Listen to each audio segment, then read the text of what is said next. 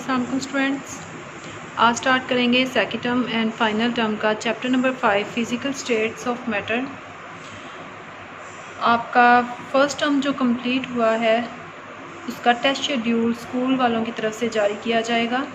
तो first term की आप तैयारी करते रहें, रिवीजन करते रहें और जैसे ही आपको टेस्ट शेड्यूल दिया जाएगा तो आपको कुछ वीडियोस और लेक्चर्स डिलीवर किए जाएंगे जिसमें आपको बुक से बताया जाएगा कि किस शॉर्ट क्वेश्चन का कितना आंसर है और लॉन्ग क्वेश्चन का बताया जाएगा और उसमें जितनी भी आपको कन्फ्यूजन है इंशाल्लाह वो आपकी दूर हो जाएगी।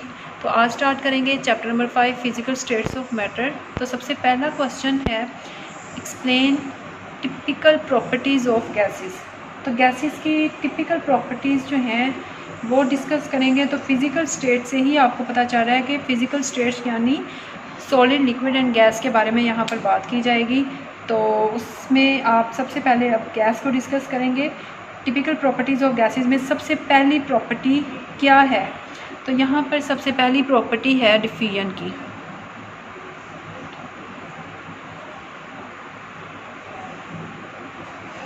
डिफ्यूजन एक प्रोसेस है। इसकी डेफिनेशन है diffusion is defined as spontaneous mixing up of molecules by random motion and collision to form a homogenous mixture. अगर किसी भी चीज़ के अंदर या किसी भी बोतल में यहाँ पर आपके पास कोई गैस है तो यहाँ पर कोलिजन यानी टकराव, कोई भी मॉलिक्यूल्स हैं यहाँ पर, तो ये स्पॉन्टेनियस मिक्सिंग होगी यहाँ पर। और रैंडम मोशन यानी रैंडम मोशन कहते हैं कि एक होती है स्पेसिफिक मोशन के इसी डायरेक्शन में कोई चीज़ मूव करेगी। तो यहाँ पर रैंडम है, ये किसी भी डायरेक्शन में मूवमेंट इसकी हो सकती है। और उसके साथ कोलिजन होगा, बहुत ज़्यादा टकराव, यानी ये कोई भी मॉलिक्यूल किसी भी तरह से वो टकराएगा। तो उस दौरान जो है यहाँ पर आपके पास क्या होगा, एक होमोजीनियस मिक्सचर बन जाएगा। तो gases can diffuse very rapidly. तो गैसेस में ये एबिलिटी होती है कि ये डिफ्यूज़ हो जाती है बहुत ज़्यादा जल्दी। तो rate of diffusion depend upon the molecular mass of the gases. तो जितना रेट ऑफ डिफ्यूजन जो है वो क्या है, डिपेंड करता है कि किस उस गैस का मॉलिकुलर मास कितना है। लाइटर गैसेस जो हैं, लाइटर गैसेस डिफ्यूज़ रैपिडली।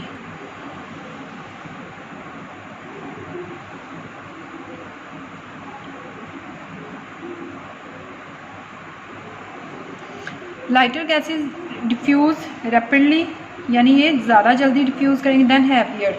तो हैवियर वन से लाइटर जो हैं वो ऑब्वियस है वो जल्दी डिफ्यूज़ करेंगी। तो इसकी एग्जांपल देखते हैं। एग्जांपल है इसकी hydrogen gas diffuse 4 time faster than oxygen gas. तो ये है आपके पास हाइड्रोजन गैस जो है, क्योंकि दो गैसेस अगर आप लें, एक आपके पास कंटेनर में हाइड्रोजन गैस है और एक में जो है वो ऑक्सीजन गैस है। तो यहाँ पर आपके पास दो गैसेस हैं, हाइड्रोजन और ऑक्सीजन, दोनों को आप एक ही टाइम पे अगर करते हैं रिलीज़, तो यहाँ पर क्या होगा कि हाइड्रोजन जो है वो 4 टाइम फास्टर करेगी diffuse as compare to oxygen, क्योंकि ये लाइटर है और ये हैवी। तो है जो लाइटर है वो क्या करेंगे, लाइटर गैसेस डिफ्यूज़ रैपिडली, तो इसलिए ये लाइटर होने की वजह से जल्दी डिफ्यूज़ करेगी। और ये इतनी लाइट है कि 4 टाइम यानी 4 गुना ज़्यादा जल्दी डिफ्यूज़ करेगी as compare to oxygen one. Next आपके पास है इसकी प्रॉपर्टी इफ्यूजन। इफ्यूजन क्या है इसको देखते हैं। इफ्यूजन में it is escaping of gas molecule through a बहुत ज़्यादा छोटा होल। अगर आपके पास इस तरह से है तो यहाँ से बहुत ज़्यादा स्मॉल ओपनिंग है, बहुत ज़्यादा small hole into a space with lesser pressure, बहुत कम प्रेशर के साथ गैस का जो है यहाँ से बाहर निकल जाना। तो इस प्रोसेस को कहा जाता है इफ्यूजन। इसकी एग्जांपल जैसे कोई टायर है, ये आपके पास टायर है, ठीक है, और इसमें पंचर्ड हो चुका है, वो यहाँ पर कोई निडल था उसकी वजह से ये यहाँ से पंचर हो गया। अब इसमें छोटा सा कह लें सुराख आ गया, ठीक है। तो उसकी वजह से क्या होगा, इफ्यूज़ करेगी एयर।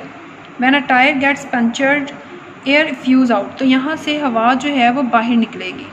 तो efficient depend upon the molecular message, ये भी मोलिकुलर मैसेज पे डिपेंड करती है। तो जो लाइटर गैस है fuse faster, obvious lighter gas होगी वो जल्दी फ्यूज़ आउट करेगी, बाहर निकलेगी as compare to heavy one. Next इसका है टिपिकल प्रॉपर्टी इसकी प्रेशर।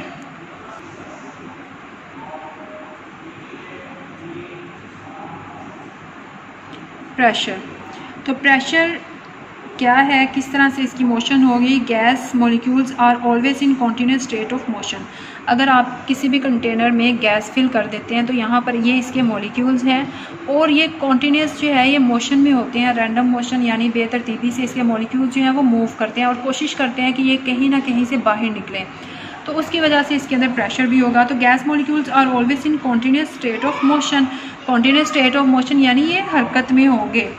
तो hence when molecule strike with the walls of the container, जैसे ही ये कॉन्टीन्यूस स्टेट ऑफ मोशन में है, ये कॉन्टीन्यूसली टकरा रहे हैं, तो ये वॉल्स के साथ भी टकराएंगे, ये जो वॉल्स हैं कंटेनर की उसके साथ भी ये टकराएंगे।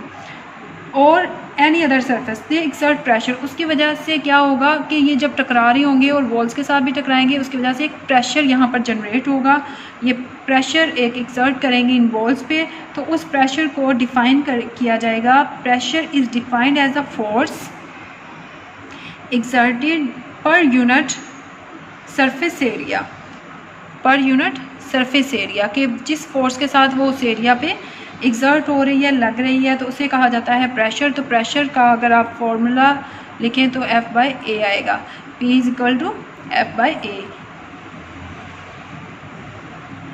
इसका ऐसा यूनिट यानी सिस्टम इंटरनेशनल यूनिट क्या होगा, फोर्स का होता है न्यूटन, और आपके पास एरिया का आएगा मीटर स्क्वायर, ये है एरिया का unit.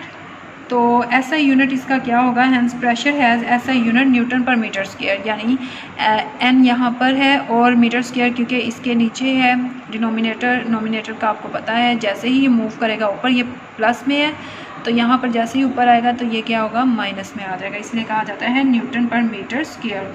It is also called, इसे पास्कल भी कहा जाता है, PA से इसे रिप्रेजेंट करेंगे। 1 पास्कल किसके इक्वल होगा, 1 पास्कल इक्वल है 1 newton per metre square. Barometer is use to measure atmospheric pressure, atmosphere का जो प्रेशर है उसको एक इंस्ट्रूमेंट है जिसे कहा जाता है बैरोमीटर, और ये यूज़ किया जाता है एटमॉस्फेरिक प्रेशर को मेजर करने के लिए। तो इसी तरह आपके पास manometer is use to measure pressure in the laboratory, laboratory के अंदर जो प्रेशर है उसको मेजर करने के लिए, क्योंकि ज़्यादा और कम प्रेशर होना उसको चेक करना बहुत ज़रूरी है। तो यहाँ पर प्रेशर अगर लेबोरेटरी में चेक करना है तो उसके लिए मैनोमीटर यूज़ किया जाएगा। स्टैंडर्ड एटमॉस्फेरिक प्रेशर क्या है, it is the pressure exerted by the atmosphere at the sea level के अकॉर्डिंग प्रेशर को चेक किया जाता है। ये सारे आपके शॉर्ट क्वेश्चन भी आ सकते हैं और वैसे आपको लॉन्ग क्वेश्चन भी आ जाएगा, explain the typical properties of gases. तो एटमॉस्फेरिक प्रेशर जो है इसको डिफाइन किया जाएगा, it is defined as a pressure exerted by a mercury column, यहाँ पर 760 mmHg।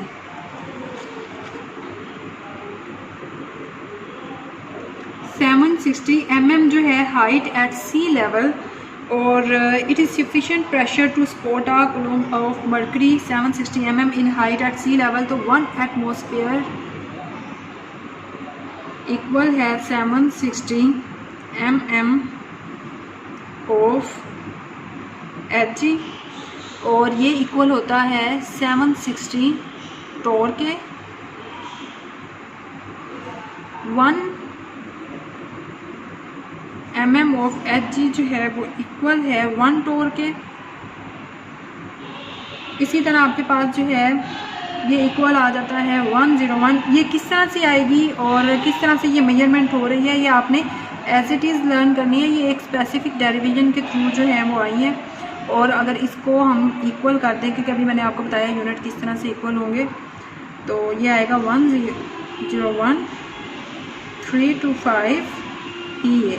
तो ये है प्रेशर के बारे में, एटमॉस्फेरिक प्रेशर का। तो स्टैंडर्ड एटमॉस्फेरिक प्रेशर का बहुत ज़्यादा क्वेश्चन आता है, तो आपने इसी तरह से इसका बताना है कि 1 ATM किसके इक्वल है, 760 के, और 760 को फिर टॉर्क के इक्वल कर दिया, क्योंकि यहाँ पर ये जो यूनिट है ये टॉर्क के इक्वल है यहाँ पर, तो इसलिए यहाँ पर टॉर आ। तो इसी तरह आपके पास ये वैल्यू आएगी और इसको इक्वल कर देंगे न्यूटन पर मीटर स्क्वायर को PA के। और नेक्स्ट इंशाल्लाह इसको भी डिटेल से डिस्कस करेंगे। Thank you so much for watching.